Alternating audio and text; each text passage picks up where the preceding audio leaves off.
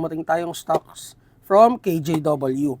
Ito yung pinakabagong KJW ZZTS2 ASG license.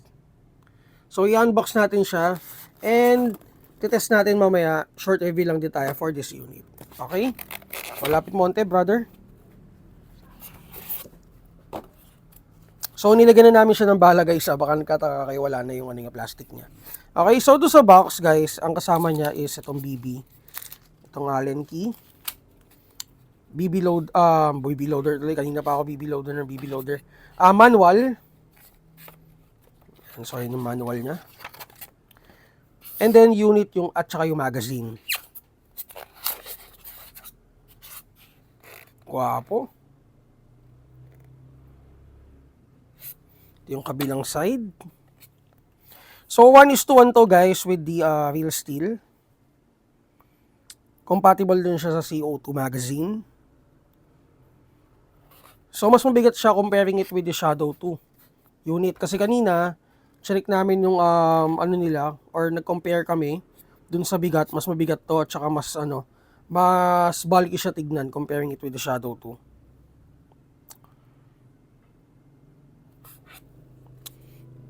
Yung frame niya is color black. And then naka-metal hammer na rin and trigger. So magazine capacity is around 26 rounds. Gas magazine to, guys. For the CO2 magazine, meron naman tayong stock ng CO2 magazine aftermarket if you gusto niyo mag CO2. And kung gusto niyo na medyo mas consistent, pwede kayo mag CO2. So naka fiber optic sights na siya, color red. Adjustable rear sights. Silver color aluminum grip with non-slip texture. And then, naka-engrave na rin yung Tactical 2, Sport 2 marking.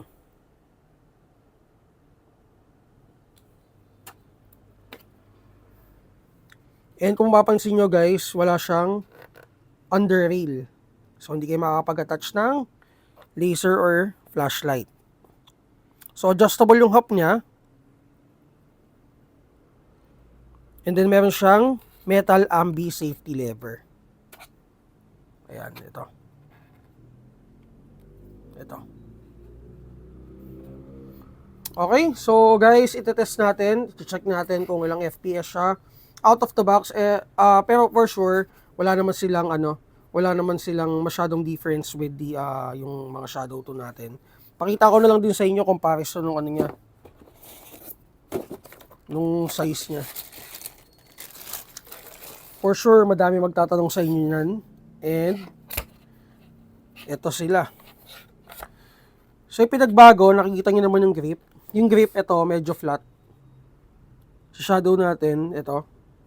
And then si Shadow 2, meron siyang under rail for optic attach, for flashlight attachment or laser attachment. Sa magazine, the same magazine sila. Ayan. Kala ko nga kanina magkaiba sila ng magazine eh. Pero the same lang, guys. Dun sa magazine release, magkaiba sila. Ayan. Sa safety lever din, magkaiba sila. Dito sa slide stop, the same. Tapos, guys, ito pala yung ZZTS2 markings. Hindi ko napakita kanina. Doon sa slide, almost the same. Or the same talaga. Medyo ayun, syempre sa markings magkaiba. Mas malalim lang yung nito, no? Mas malalim. Parang mas detailed, guys. Saka mas mahaba konti yan. Mas mahaba ng konti. Ayan. Ayan, guys. Ayan yung niya.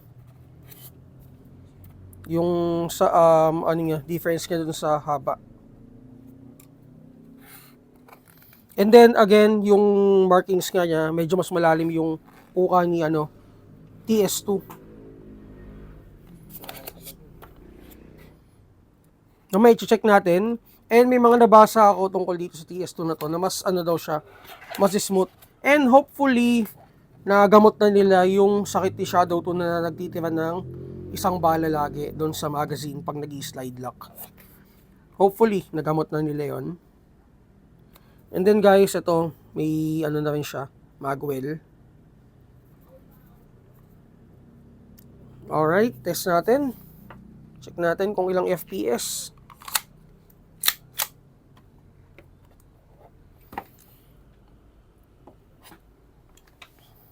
Okay. 333. So, FPS, all the same yan. Nasa 300 to 350 out of the box.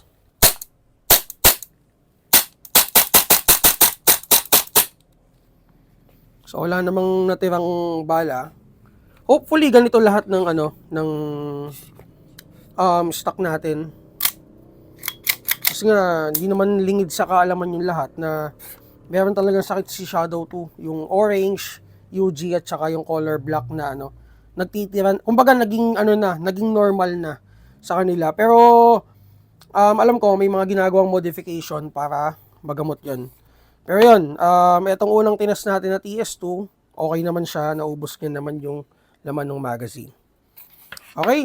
So, for discounts guys, para doon sa mga unang kukuha, yung mga unang bibili, pakita nyo lang yung like nyo dito. I-like nyo lang to guys. I-screenshot lang na nakalike kayo dito sa video na to. Yun na, bibigyan ko kayong discounts. Okay, malaking discounts. Okay, so yun. Thank you. And check nyo na lang to guys sa Google Drive natin. Again, KJW ZZTS2.